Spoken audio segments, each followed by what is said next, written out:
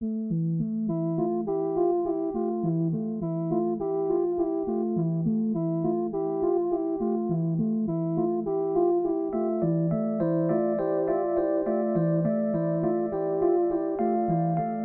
back, everyone, to another episode of Cinema Demore. I'm your host, Chuck, joined by... Justin, and don't whisper. Speak up, boy. I'm not really whispering. We're going to turn this into an ASMR episode. God. That's going to be the special. And we're wrapping up our Cyberpunk with a kind of a fun movie. I have to say, I reminded you, our shortest movie of the year so far, which really a flat 2-hour movie would have been the shortest movie so far, but this movie's only 90 minutes. It gets in, it gets out. Much like a lot of the stuff in this film, it's getting in and getting out of people. A lot of body stuff going on. There's a lot of moments where I felt that Cronenberg. Sorry, you didn't even say the title yet, but it's a Cronenberg movie. Yeah. I feel like there's a lot of times where Cronenberg's like, "That's enough. We got to move on." Yeah, he's not lingering on this stuff. But yeah, the film we're talking about's eXistenZ. And you have to say it like that. Capital X, capital Z. eXistenZ. Yeah, and I think there's only one time that in the middle of the movie, Jude Law calls it existence. He totally says it Messed wrong. it up that one time. Well, he screams it at the camera. It's when he asks it to pause or whatever. Anyways, what's the plot of this movie, Charles? That's a good question. Is it cyberpunk thing to be like Strange Days where you just start not knowing the plot? Even by the end of this movie, you're still not 100% sure what I mean, you kind of know what the plot is, but you're not even sure if you're out of the plot by the end of the movie. This movie's about a game that is kind of, I guess you would even say, maybe beyond virtual reality. You're pretty much transported straight into the full game just by hooking a gross umbilical cord into your back, into a big hole.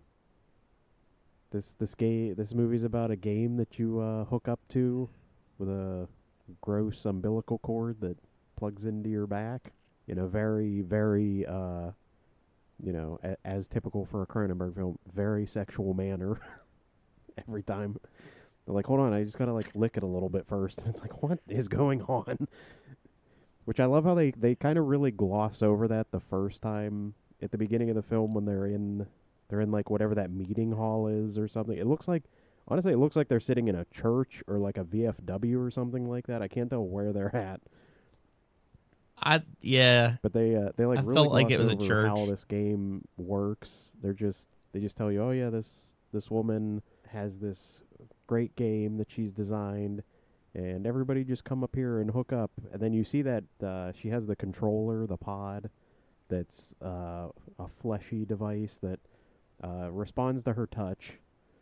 But you don't see at that point like how it's hooking up until later when they're in the hotel and she's like, yeah, here you got to plug this cord into the big hole in your back. I'm like, what is going on? That's maybe when the movie first goes off the rails. The first scene that Yeah, you see with umbilical cords, you don't. Yeah, You don't see where they're going. something, but you don't realize that they're plugging it into themselves. And that's how they. Yeah, it's another movie with like Cronenberg. He has his background before filmmaking was he was a doctor of some sort or a surgeon, so he really kind of like what was it, Romero and everybody that started getting into the anatomy to make things look realer. His surgeries and everything are excellent, but I think he really lacks in video games. Like it felt like he didn't do any research as to like how a video game would work. I buy the biological stuff more than I buy his how a video game works plot. That's the. I want to say that's wrong, or like, it's. I think you're looking at it in a right way, but I think that's his whole. It's almost like this world that they're living in is a world that has never had video games, because that's the. I don't know. That feels like the kind of absurd thing about this movie is it feels like it's taking place during just completely present time, like everything's normal, except, oh, by the way, it's completely because they even say it's a normal thing to go to the mall and get a port put in, just like getting your ear pierced. So this is obviously like a completely normal thing that everybody just thinks is okay and doesn't think is weird. So eh, it's one of those things where that seems to be the technology is the only thing that's weird in this movie, but everything else is normal. Like they're driving regular cars. There's no other real sci-fi elements other than also he has like a phone that's shaped like a weird egg or something like that. Like he's like, hold on, I'm getting a call, and then she like knocks it out of his hand It's and like a throws it out the kidney. Yeah. window. But other than that, like everything else in this movie is just completely normal technology other than this video game thing. So I'm always like I just think he came up with the idea of kind of oh yeah, this world didn't have Super Nintendos. They just went straight to weird things that plugged into you, and this is how games have just always worked because they refer to all of her games as being they're life changing. She's the only one that's been making these great games. So that's always where I always get to the point where I think his whole idea is that there weren't games before this, that this is just the first game that's ever been invented or something. It's also maybe not the least accurate for a video game in 1999, but he was really bad at predicting the future of video games and how there's the realism of like Grand Theft Auto, but it's a little bit of a caricature or a satire on things, so things get a little ridiculous. But I don't think he was ready for all the games that were so grounded that are actually like this movie is kind of like it's kind of a walking simulator sandbox game. I guess That's what I it's was closer to saying. like The I feel Sims like or something. I don't really know what. this game is like when they first get in the game. That's what I thought is okay. This is basically The Sims, which we're never. That's the other thing. We're never told what her other games were before this. Although, I guess that makes sense later in the movie when we're finding out like who she is. Yeah, there's Way at things that the end of change, the but movie. we're never told what her games are. There's nothing of that sort. We have Willem Dafoe's character who, insists, "Oh, your games changed my life," but then that's why he says that's why he wants to kill her. Um, yeah, there's definitely this movie Gas. definitely does have. I would say it's a good kind of a good companion piece to Videodrome in the sense that it has a lot of very similar elements to it. Uh, One that I keep thinking of, the flesh gun.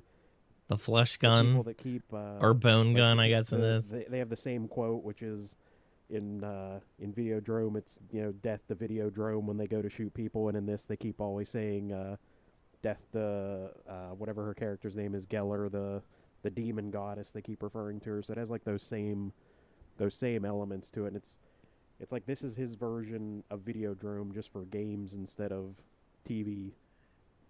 Yeah, maybe it wasn't the most exciting part of his career. I honestly, at first, I haven't seen this movie before. This was the first time that I watched it.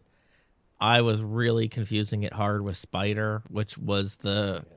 Ray Fiennes movie, roughly around the same time. And it was also, Yeah, I think, spelled real weird spelling wild. of the word spider. I don't remember.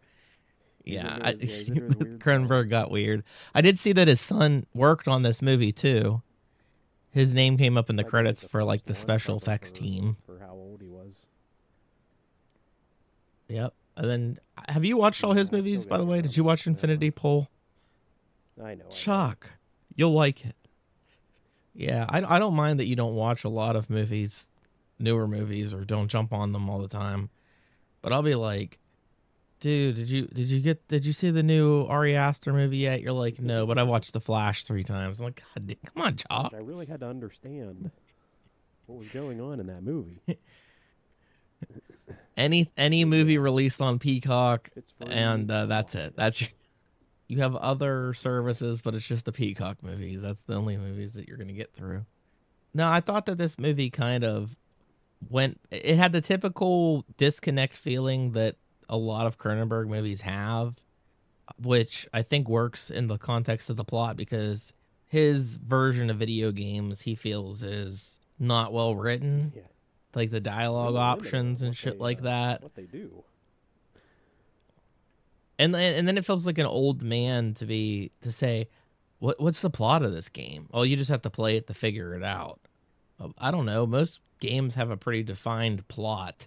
I mean, you do see the game in the game store called Chinese Restaurant, and then they do have a level that's the Chinese Yeah. restaurant. But I think the mindset's all wrong. I'm almost surprised his son couldn't help him with this, even if his kid is 10 years old. Like that kid has to have a better idea of how video games work than his dad did. You just got to play the game to learn the game. That's just how it goes. The biggest thing we get's the we just get a lot of the flesh pod, which is just still kind of a so such a weird looking thing. It makes me think of the typewriter and Naked Lunch. That's like a, it's just like a vagina. But this was like a less defined body part. It was just like I also like how he doesn't really seem to give any person direction on how to use the controller. I think it's more like Just yeah, chucks just it. whatever you feel like doing is good enough for that thing to work. Because the roles there's no rules set, which make it real kind of like complicated. Like, and then also the one thing about that takes it outside a video game and more into like a 3D experience or like a VR experience is that a lot of these characters don't even have choices. They have to follow the prompts or the game doesn't work. Yeah, you get stuck in a loop if you don't ask the right questions. Right. There's only very specific things that you can do. I don't know. I just think that yeah, the game aspect needed work itself because like I think I'm supposed to kill the waiter. And it just like how do you know that? Because that's what I want to do. So that has to be the plot of the game. And then later we tricked you into killing that waiter. Like how? Where was the trickery? Like there wasn't anything clever that made him think like an espionage game. Who's the good guys? Who's the bad guys? There wasn't anything like that. They just made him weird. The guy that played the Nader, I think his name was Nader, whatever, that worked at the video game store. He was like, my character's gonna be broken. Like that's how I'm playing my character. He's just broken. Yeah, you gotta go to the Chinese restaurant. You gotta ask for the special. The special's only for special occasions. There's so many odd things. I do like the bone gun that keeps popping back up numerous times in this film that shoots teeth, which I do love her comment of, I guess if you had a smaller gun, you'd have to shoot baby teeth. It's such a weird random like thing to just be like, I guess a smaller caliber would be baby teeth. And Cronenberg it says, I don't have to describe how this gun works to you. No, just figure it out. Just look I at it. guess the teeth bullets work in close range, but I don't think they'd be the most reliable bullets. I almost feel like you'd be shooting that thing and you'd have no good sense of like you couldn't look down a sight or anything like that. You would just have it'd have to be like, I hope I hit them. That's all it's for. It's just to get close because, like I said, it'll get past metal detectors and scanners. Although, I mean, that one tooth had a filling in it, so I mean, yeah, I think maybe that would have gone off, but I guess not. Yeah, we get the guy at the very beginning that smuggles one in his old game pod that he Yeah, has. that's the That kid looks from Final Destination 3 and Ginger Snaps, and I haven't seen him in anything else since. this, this was his peak time, right around the early 2000s.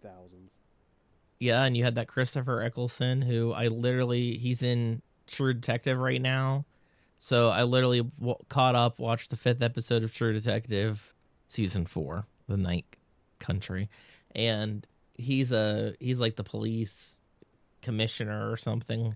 And then it was weird to just cut back all 25 years, and he looks so youthful. He's the guy that's also in Yeah, The Leftovers as like the crazy spiritual guy.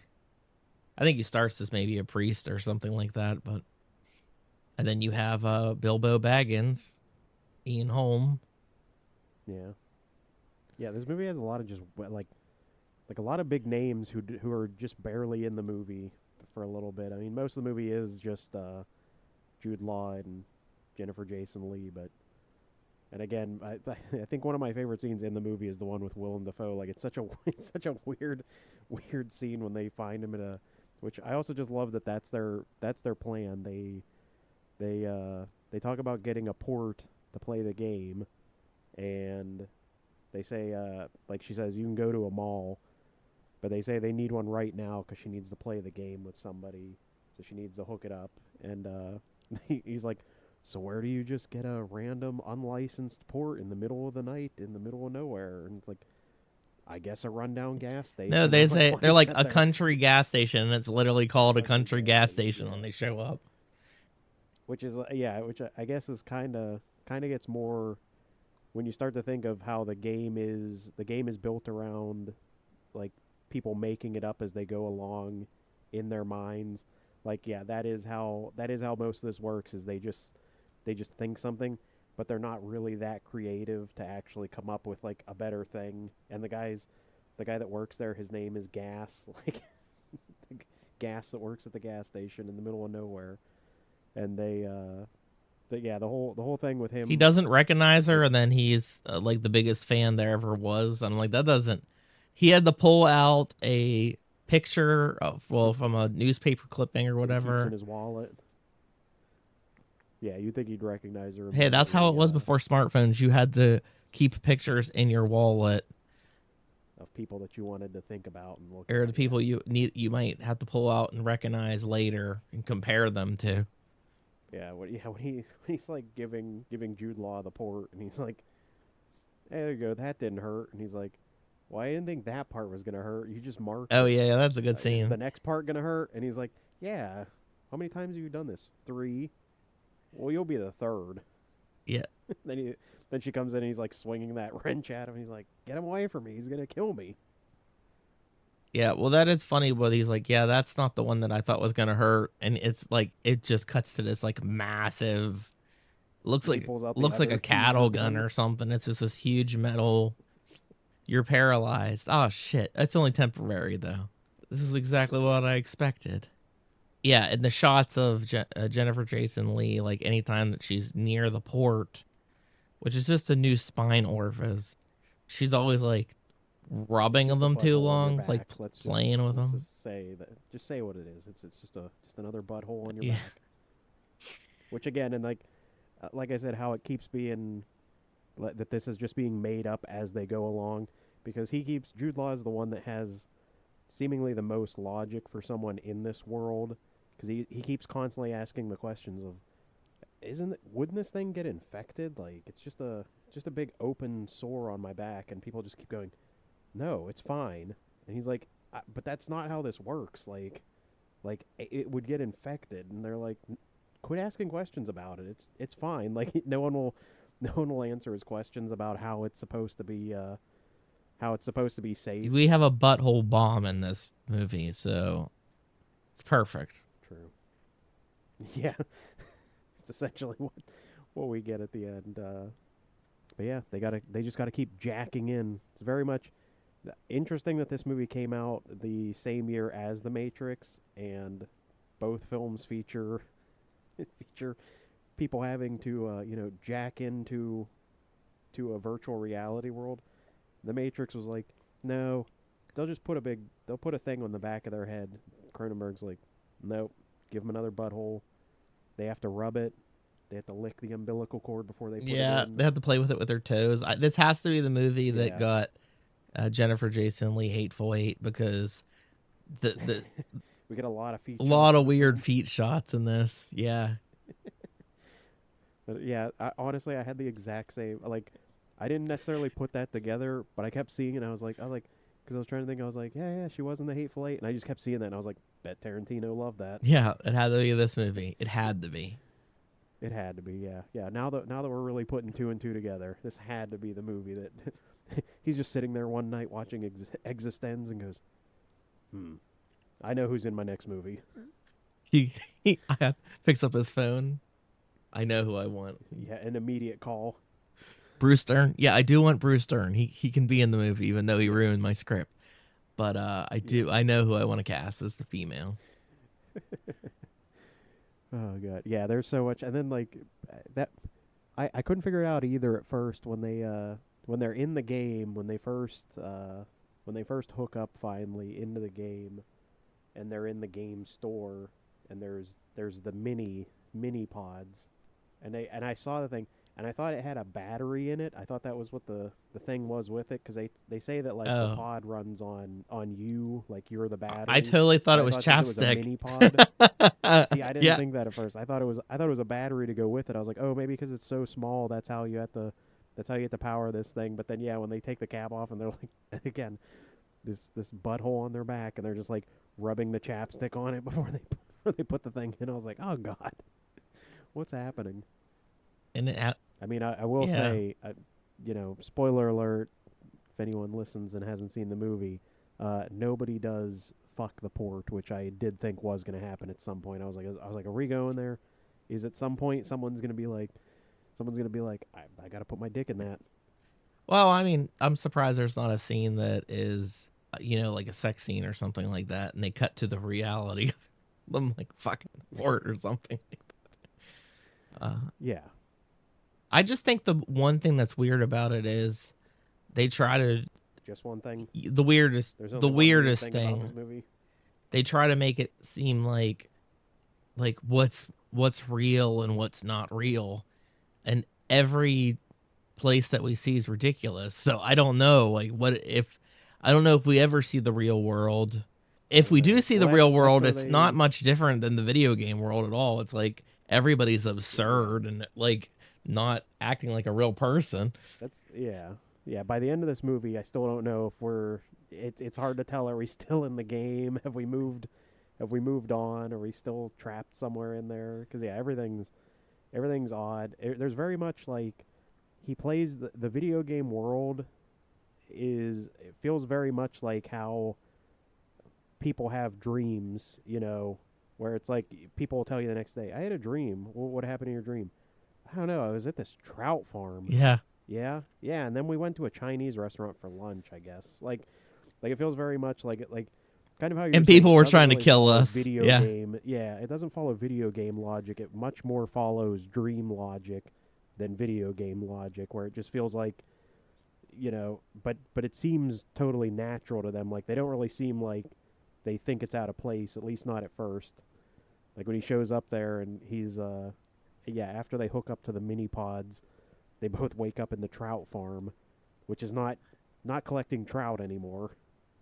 They're collecting parts to make new pods. They grow And he has amphibious creatures that yeah, mutants to make their pods and all kind of things. Like the mutants can also make guns yeah, perfectly. Their bones perfectly go back together to make a gun. But you have to provide your own bullets, which are your own teeth. yeah. He pulls out the bridge. He's like, "Did you have that bridge the whole time?" No, never. My teeth are perfect. Yeah, yeah. They and yeah, we get the one guy that works with him in the trout farm that tells him to go to the Chinese restaurant in the woods, which I just love that too. There's the Chinese restaurant in the woods, so just out in the middle of nowhere, there's a Chinese restaurant that you can go to.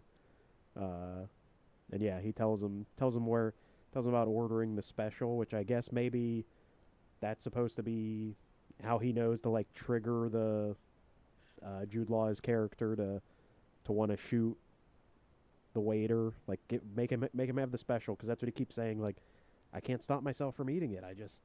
Not a good This is what code my word. character wants to do. Not a good code word. I feel anyone could go in there and be like, "What's the special?" And they're like, "Oh shit, this person wants the special." That's why the other guy's got that's why he's supposed to dissuade them. That's why he tells them like you can't take no for an answer. You have to get the special. I actually thought that's He what makes Jude that Law was clear. gonna say. I won't take no for an answer because that's what he was told. But he's Yeah, literally like, I it's her insist it's a birthday. birth. Yeah. Which then everyone leaves because apparently they seem like they know what the special is, and they don't want any part of it. Well, it is weird because it's like this world, which I never felt that the first world was not going to be a video game because it was so fucking weird. And they didn't get into describing early on how the anything worked, how the game worked. But I felt that it was going to be like, and like these people were already experiencing the game in some aspects. I had no doubt in my mind that we weren't going to see another reality at some point, even though that reality is not much different. But I really do like when they essentially end the game and unplug. Like all the main cast is there. Yeah, it's like the ending of The Wizard of Yeah. Oz. It's like, oh, I was in this other world, and you were there, and you were there, and you were there. Well, it's weird too Yeah. because there's a set plot, but apparently, like you said, they're also making things up as they go. I don't really know how else to describe it because they have to say certain prompts or the game they can't continue the game.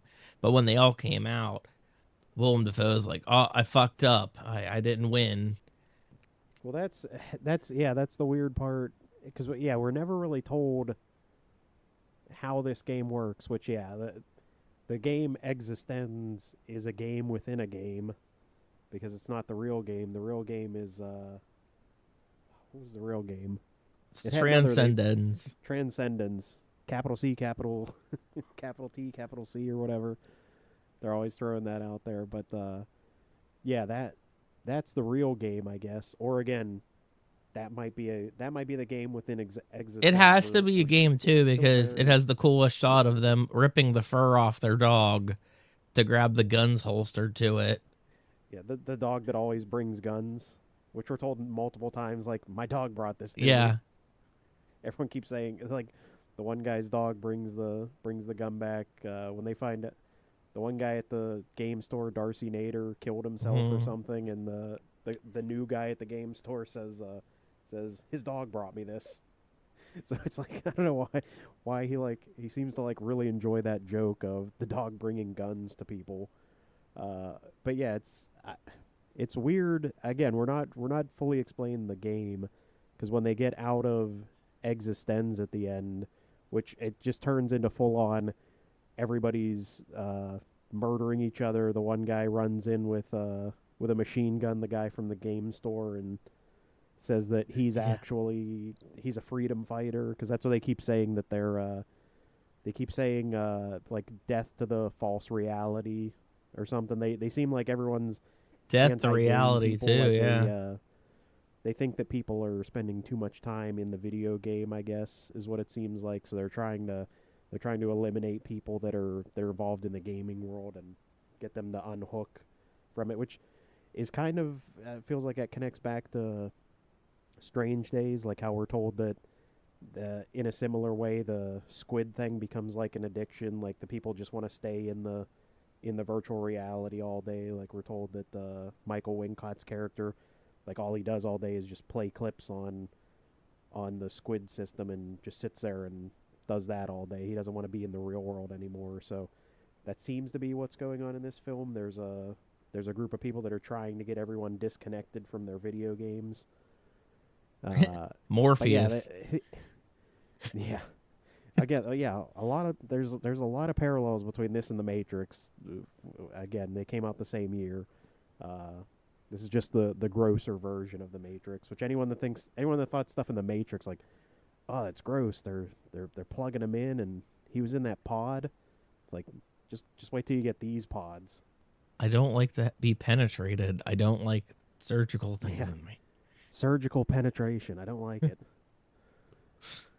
Yeah, because yeah, and then the one guy at the end who was working in the trout farm, it becomes that he's the actual game designer. He says, and the other woman Allegra was just she was wanting to pretend to be a game designer in Transcendence, She was an assassin, and rebel. yeah, and he thinks he's like very nervous because everyone hooks into the game, and he was like, uh, there was a lot of very anti-game sentiment happening in there. He's like, I didn't program that in there, so I'm a little confused on how that got in my game. Like the whole point of the game was that everybody hates video games and wants everyone to die and get out of them.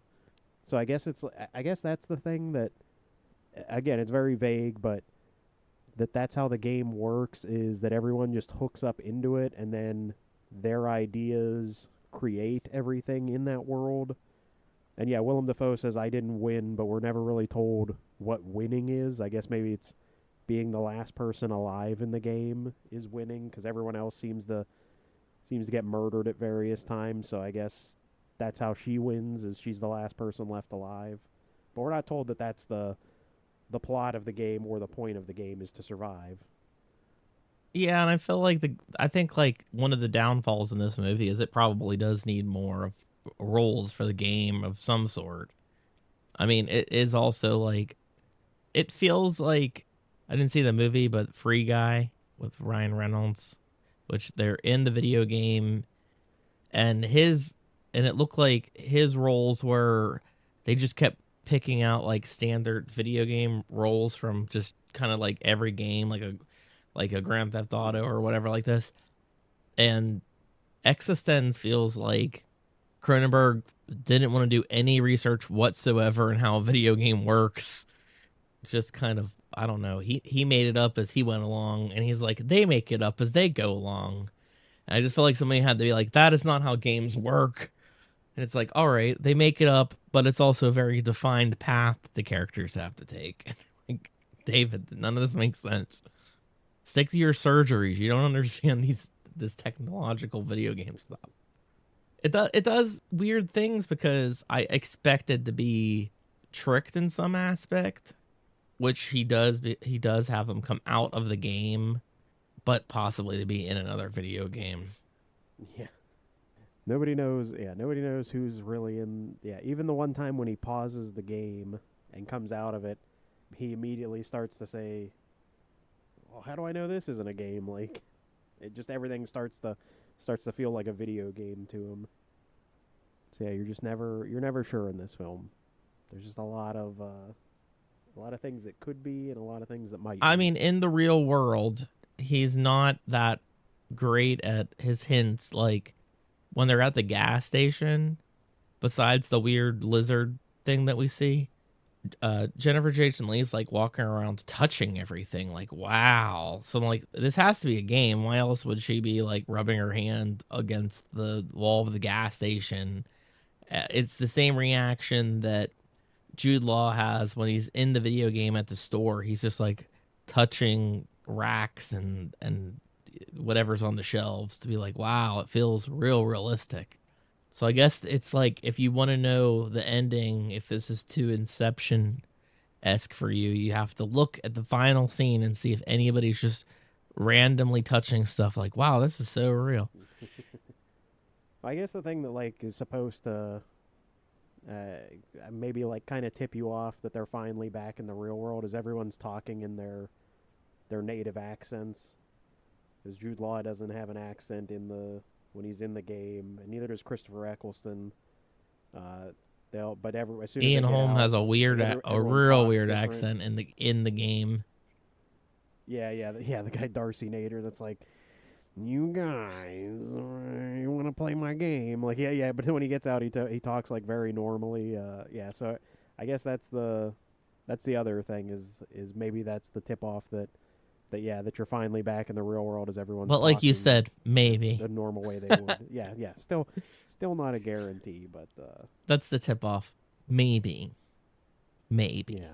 I mean they do kill him with real guns in that world, so they didn't have to resort to the teeth guns, but And there's spores, and there's a orifice bomb. I liked all the shots of the stuff going in the holes. Like I didn't think they were gonna show it go into Jude Law's back, his because uh Jennifer Jason Leigh was just like, oh, it went inside of me, like, and they don't show it. So I was kind of yeah. surprised that they did. Whoever He knew to save that. He was like I'm gonna let you think about what it looks like back there before I show And you you. know what? Brandon Cronenberg and everybody else that's on that special effects team, which was huge. Like, kudos to them for. I thought all the fleshy stuff looked pretty realistic. And most of the time, even like the made up mutants looked pretty good. Like, there's one where they grab like the fish out of the water and it's like perfectly flapping around and stuff, and it feels like a real living thing. But then other times things just look like goofy, like that Yeah, some stuff was just frog CGI. thing Yeah. that they the CGI looks really bad, which maybe it looked good for 99. I don't I know. mean, yeah, it wasn't.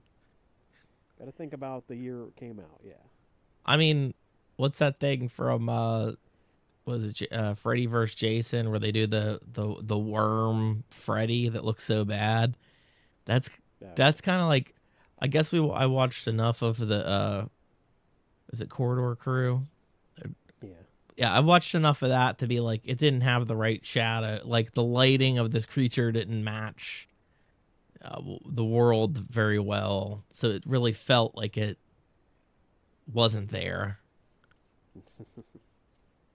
Even like when they ate the thing at first, and they had to be like, it's that. It it looked a lot different being a prop than when it did the CG. I mean, even though I know it was supposed to be like a skinned version of the, like a shrimp. It had its head popped off, so it Yeah. just had the necks and stuff like that.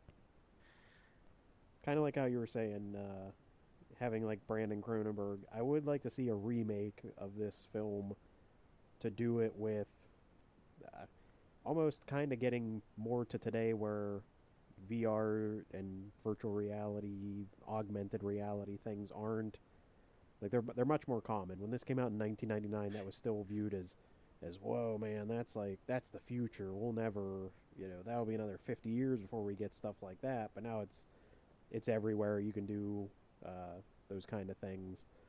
I would be really interested to see uh, his son remake this movie, knowing now, and like you were saying, also probably has more experience with gaming in general, just having grown up around it.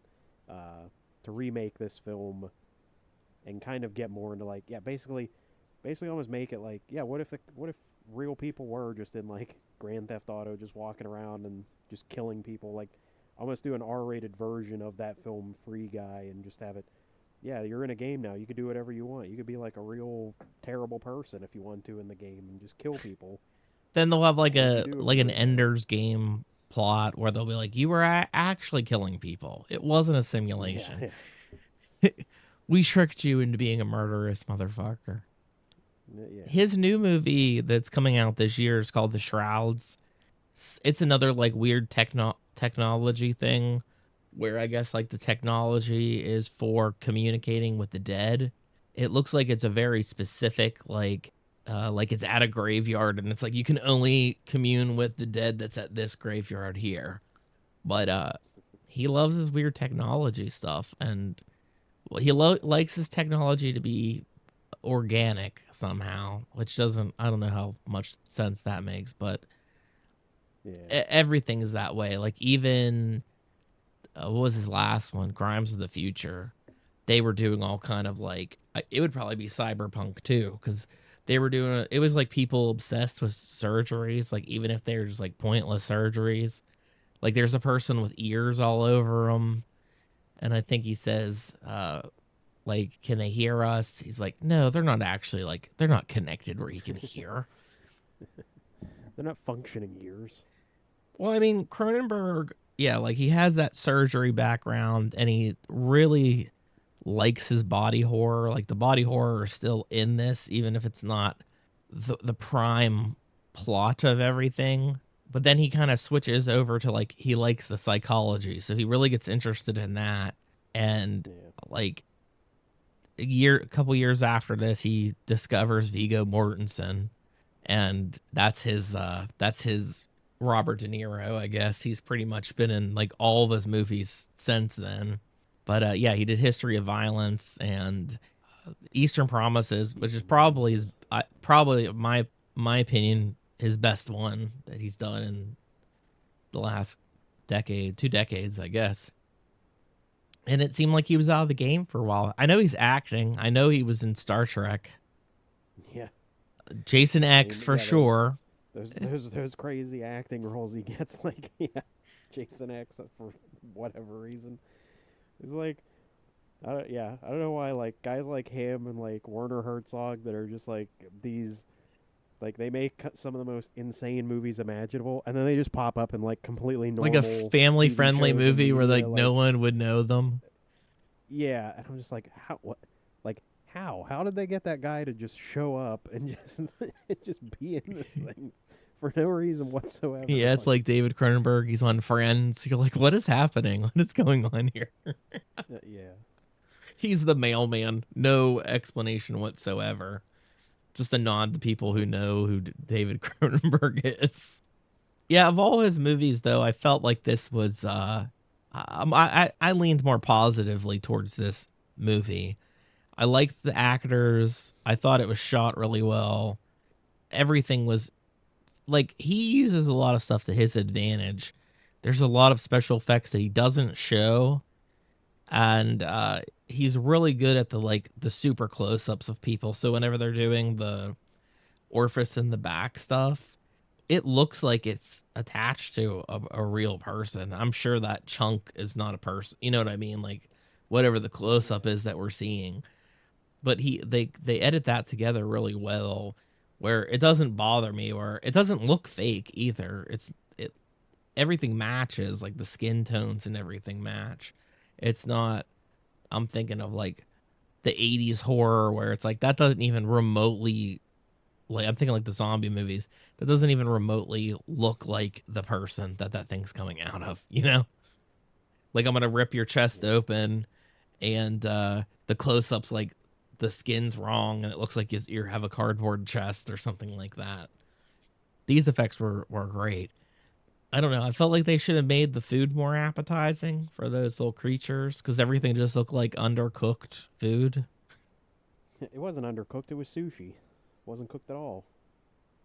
Well, they cut them up in weird ass ways. Well, they didn't make it even sushi's made to be appealing. Like look how beautiful we made this stuff. We wrapped it with seaweed and all this stuff. This was like the Vietnamese. Like we just threw some. There's just like some rats and stuff in there. Like just eat it, whatever. That's why it's the special. Yeah, it's a special. Be careful with the bones. Yeah, I like this. I like this one. This was also my first time watching this. I went with it because it was a good excuse to finally watch this movie. It was like one of the few Cronenberg ones I had never gotten around to. Did you But, watch it I in 4K nah, with I the just have it on skin, Blu-ray. the skin thing? I have mine on a Blu-ray 3-pack with two other movies called Malevolent and Bee Monkey. I'll probably never watch those. Are they movies. his? No. Oh, okay. I No, like. it was like they had these movies at I think Best Buy was where I got them. They had like a whole pile of them or a whole rack of them. They were all Miramax movie sets, and it was Oh yeah. almost every single one of them is like one where they put a movie you'd want to watch, and then they put like other bad movies with it just to get you to buy.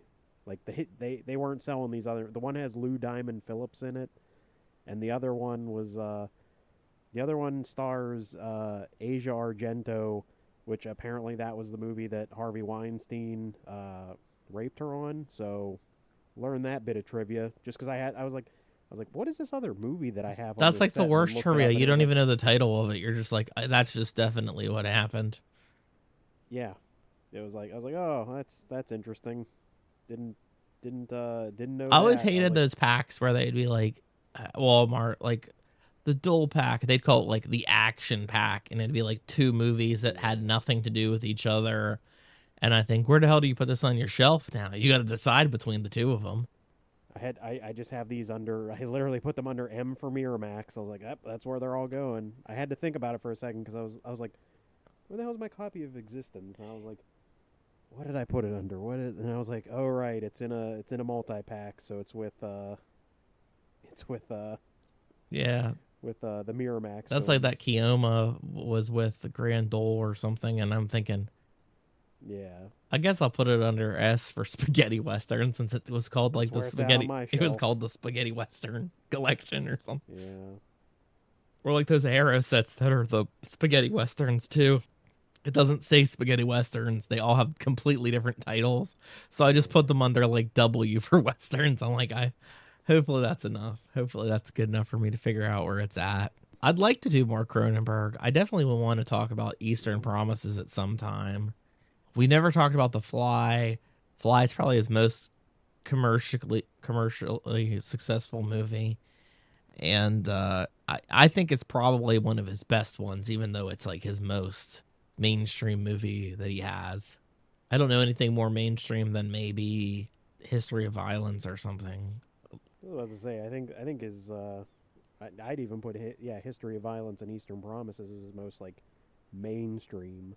I don't even think that Because anything the that's got average, like body horror, yeah. I wouldn't put as mainstream at all. Like it did really well and it's pretty popular, but Well, The Fly comes there's off still a like a lot of stuff in that popular movie that's horror not. remake film, and Yeah, but his other ones are a little out there, and I don't think they're as popular.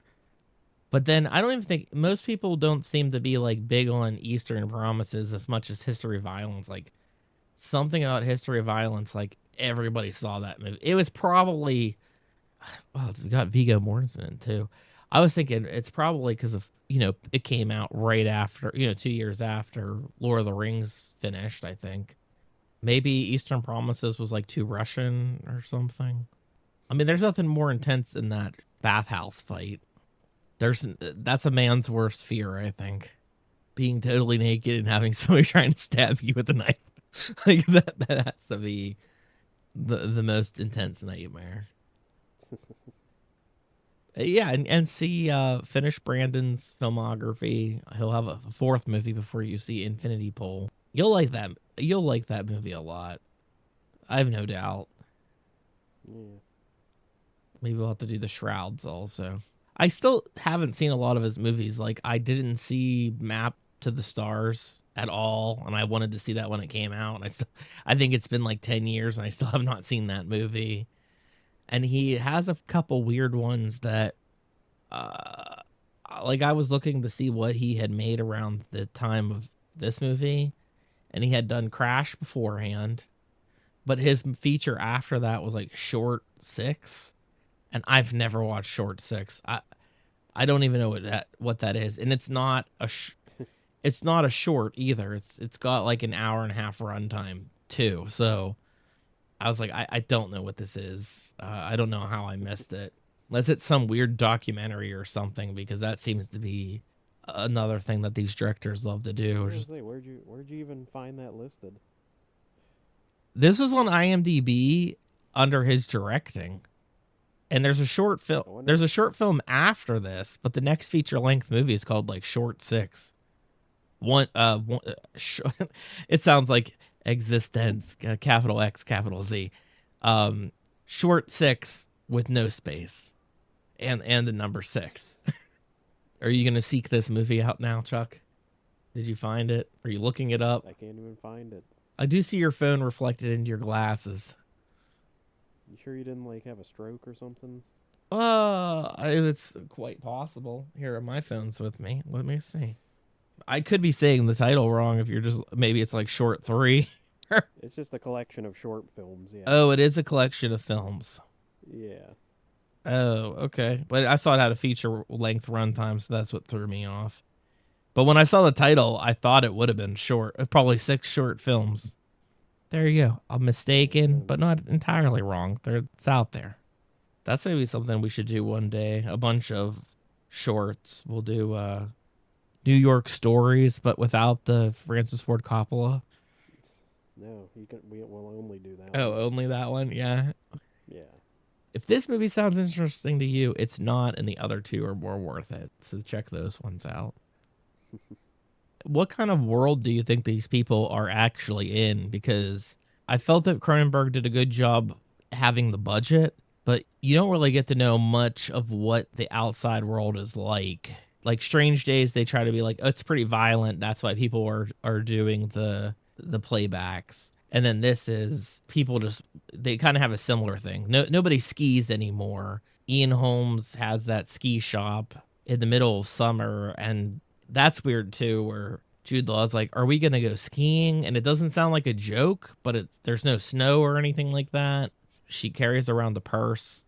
Well, actually a ski boot, but she wears it like a purse because she goes ski shop. Fucking, it does feel like you said dream logic. It's just a bunch of weird shit. I'm sure it had quite a few drafts, but it felt like we got to make this as weird as possible. I don't know. Maybe that's what the studio wanted. But it fucking looks great.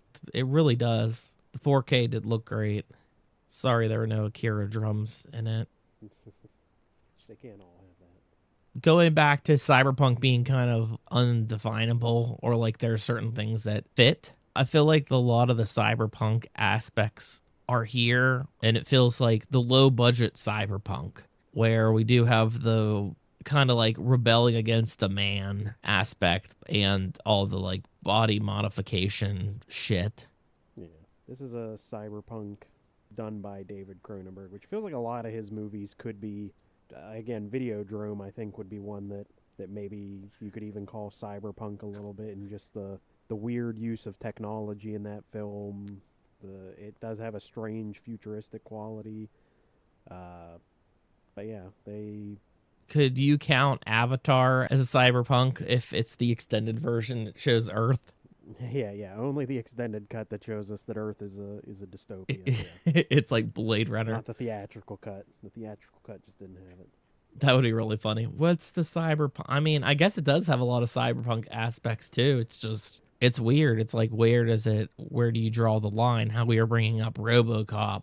I don't know. I feel like RoboCop does fit if the last two movies fit. I know we see most of the technology with just the cop, but maybe I'm thinking more so of like RoboCop 2, but there's some weird Cyberpunk shit in RoboCop 2 has that's I was thinking that before you even said it. I was like, I don't know, I feel like almost RoboCop 2 is a little bit more cyberpunk with some of the weird stuff that they do in that movie. Like the car that like electrocutes you if you're trying to steal it, which is not a feature I would want in my car because I feel like I'd fuck something up. The one guy at some point just ends up being like a brain and eyeballs floating in a jar. So I guess the universe is cyberpunk, but maybe it's like the beginning of it. You don't have to go. It doesn't have to go too far for it. It's weird because of all the genres that we cover. This is the hardest because I think we can't really define it the best. And I don't even know if after doing 3 movies, I don't really know if I even got closer to figuring it out, Chuck. No, I don't feel any closer to defining it at all. Especially if, we'll get there, like we said, Blade Runner is the movie I think of when I think cyberpunk, and Akira's like very close. The worlds are very similar to each other. And then beyond that, it's like, yeah, you get Strange Days and things like eXistenZ where it's just a, like taste of it. It doesn't really go like full in it, but it does count. What's our next theme? You tell me. You don't know? It's found footage. I'm always... We have a lot going on this year, and I can't keep track of which one's which. Yeah, we picked out our genres all the way until December. But we'll have other things thrown in there, too. We're going to do an Academy Awards episode, which we've done. This will be our 7th one. So maybe we do the podcast for 10 years, so we get the Academy Awards from the 90th Academy Awards to the 100th. Call it a day. They'll like cancel the Academy. They'll be like, nah. We're no longer doing the Academy Awards. Which I did see that they added a new category, which was casting directors. No stunt people yet, but we do have casting directors. Yeah.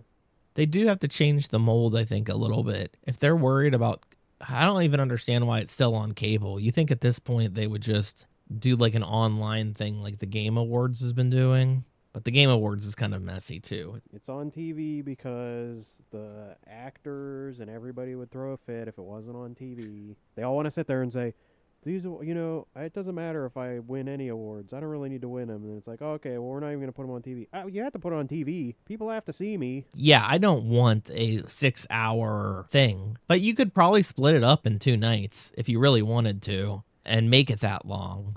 But I like these people, they worked hard or they campaigned hard, one or the other. They should get to speak their piece, I think. It really sucks when somebody gets up there, finally win the award that they've probably been dreaming about winning forever. And they're like, get off the stage. Or it'd be like a partnership. Me and Chuck go up to accept our award, and I talk the whole time, and then Chuck doesn't get to say a damn thing. All the time. Yeah.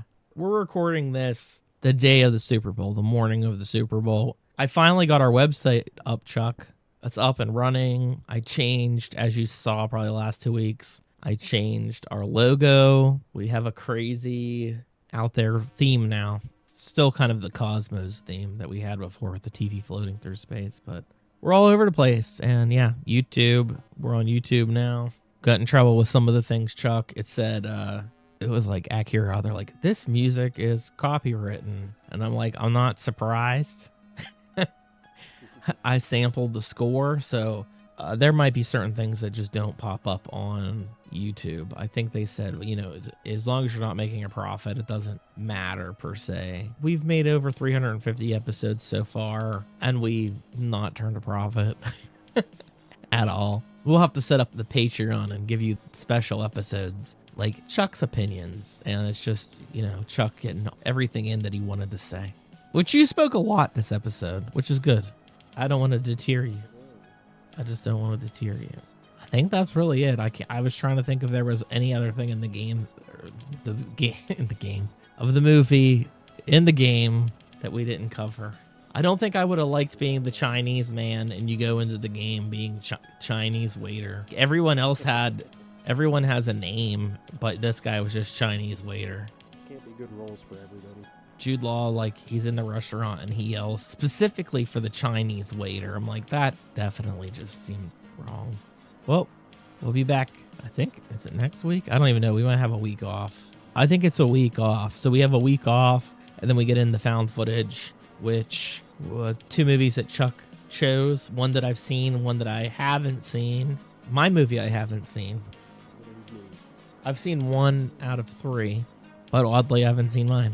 That's what we'll have to do that more often. Pick movies that we have no idea if they like.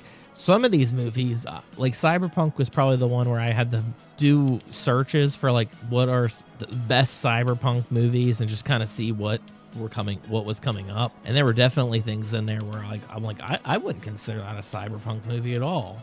And then there were things like Strange Days that we did last week where I said I was nervous that maybe it wasn't Cyberpunk. And I had seen the movie before. I was just like, I don't know. I don't really trust how I remember it.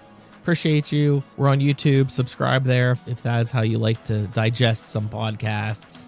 Bye, everybody.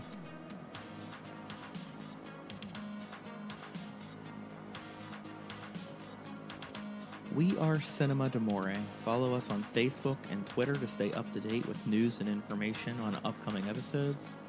Find us on Apple Podcasts, Google Podcasts, Podbean, Spotify, Amazon Music, Audible, Pandora, Alexa, or iHeartRadio.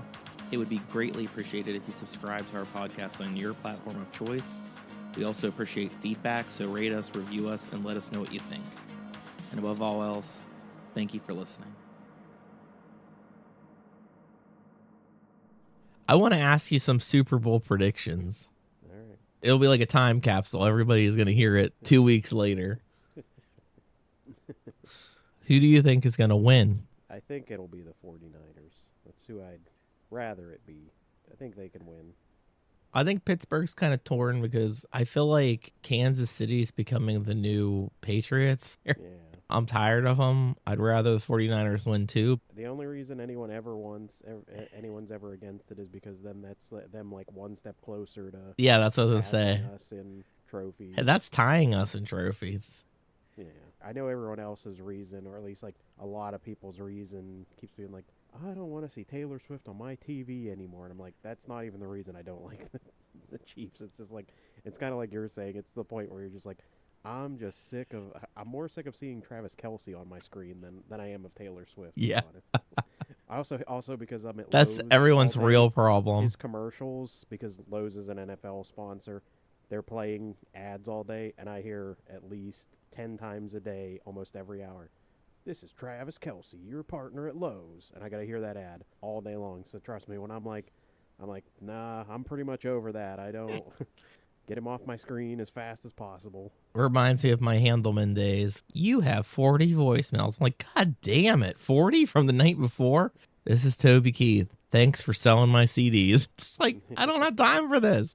Only give us important stuff, please. Who are the surprise guests with Usher?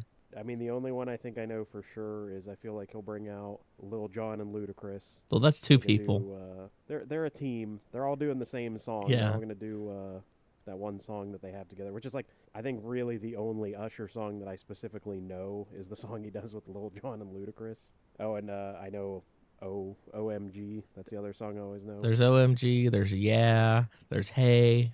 There's like He's always got those one words. he pretty much does. Yeah. Well, they I said mean, there's like yeah, 30 those years are of the- Usher, and I only remember maybe 10. Well, like Yeah. actually more than that, probably 20. But I don't really remember I mean, him he's been doing around much the forever, last but- 10 years. Yeah, not recently. Well, he's been. I think the only thing he's been doing recently is like he's on that show The Voice. I think that's what he's been doing like the last 10 years. Oh, He's been on TV, not doing music. But those are the only two that I thought for sure, or maybe one of them at least, he would get out there. Maybe if he doesn't get both. But I mean, what's Lil Jon doing? Like, what's Ludacris doing other than working with Vin Diesel? Those guys aren't doing. I anything. didn't know, They but got somebody was money. like, I guess he did a collaboration with Justin Bieber. I don't know what the hell's He going. is. It's a Justin Bieber song that I think he's like. Oh, if it's a He Justin does- Bieber he's song, like- maybe he It's won't do. mainly a Yeah, Justin Bieber song. Yeah, he does like one verse on it or something. Like it was a because I think that's like what made Justin Bieber super famous was that he got Usher to be on his song like when he was super young. It's like one of his really old songs. I forgot about that until you just like brought it up. That's and I okay, thought, I was yeah. like, oh yeah, that's right. He is on that. He is on that song. But yeah, I don't know that he'd have him come out since it's not his song. But I don't know. Could be wrong. And let me tell you, I'm gonna be mad if they don't do yeah, and they don't get Lil Jon on the Super Bowl halftime show because that's just something we need to have. yeah. Do we see Taylor Swift then? Does she make it? Oh, of course. Does she sing, or is it just a crowd shot? Nah, she'll just be there in the crowd. What celebrity is going to be in the crowd representing the 49ers? Who's the big 49ers celeb fan that's going to be there that shelled out $20,000? I'm sure there's gonna be someone that you just like aren't even aware that's a fan or. That's something why I'm that's gonna be asking. There, but It's going to be like Zach Galifianakis or something. Like just some random person's going to be, they're going to do a shot of who's their Taylor. Yeah, I don't know. San Francisco. I don't know anybody that's from San Francisco that's like a big actor or anything like that. Do a small actor. Just those small ones. Yeah. I don't know. There'll be that's the other thing too. There'll probably be a lot of people there that are not really. They're just there in the stuff, but they're not really fans. Like that's where it's hard. It's like you're saying, get Zach Galifianakis there. If you could go to the Super Bowl for free, but you had to wear a 49ers jersey, would you do that? I don't think I'd want to go to the Super Bowl if it was free and I wasn't wearing their jersey. It just doesn't seem like a good time. Everyone tries to make it seem like, oh, it's fun. It's like, no, it just seems like a lot of hassle. Okay, that's interesting. I feel the same way that if you're going to spend minimum $9,000, you better be able to see what's happening. You more benefit from watching it from home where they'll do the replays for you. And Yeah. And how am I supposed to watch the commercials at the live event? Come on. then how are you going to watch it live when they don't do all the computer graphics for you to show you Yeah. where they have to go You and know the where line of those going scrimmage? is. Yeah, exactly. Been to a couple football games. That I feel like is the one that really is the worst watching at home versus watching it live. Like other things like basketball, hockey, and even baseball, like there's so much that's like added to the experience of watching a football game that it's just like when you go there live and you just have to sit there. You just have to wait and watch. Yeah, you have no clue where. It's like the where Supreme is this Court's running coming to a to? major decision based on the play. Like, well, actually, in 1972, this happened before. I think that's the most impressive thing is how quick they are for their stats. Like somebody will catch a football who's never caught it for years, and they'll just start like being like, "This guy's went through 3 divorces. He used to work at a bakery." Just like start rattling this shit off. And you're just like, "Oh, okay."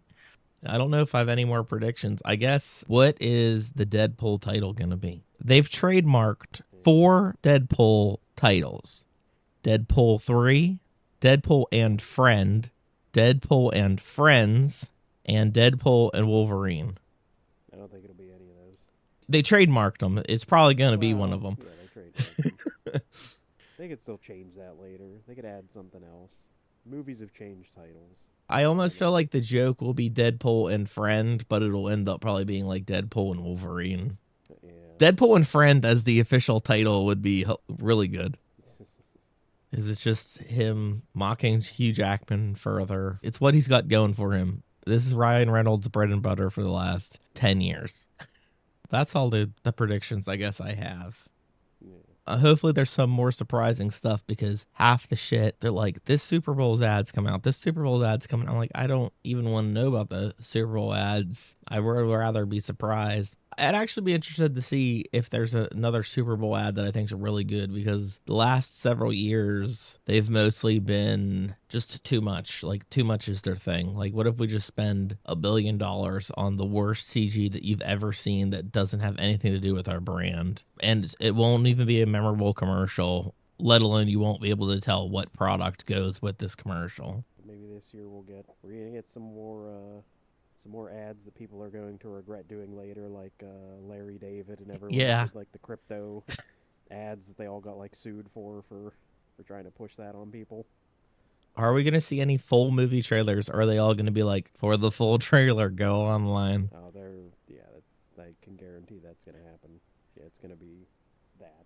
The last one that I really liked a lot was just the preview for The Twilight Zone with Jordan Peele, which ended up not being that good overall. 50-50, I'd say. There were a few good episodes, but like of the 20 that they made, I would say 4 of them were like worthy of the Twilight Zone name. But I really liked that commercial where they had filmed in the stadium beforehand, so it was the same stadium, and it was a perfect tease with him walking into the door. That was pretty fucking cool. And then I can't think of anything besides that. They're just really scrambling. They're like, we killed off the Budweiser frogs.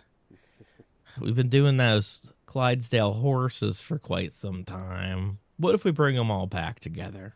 And then what? You're going to have to go to Lowe's and listen to somebody be like, I'm so excited they brought the Budweiser frogs back. Or the Was Up commercial or something. And that, ladies, we have one lady. There's only one person. There's only one lady that listen to this. Yeah. That is bonus content. Hopefully you enjoyed that.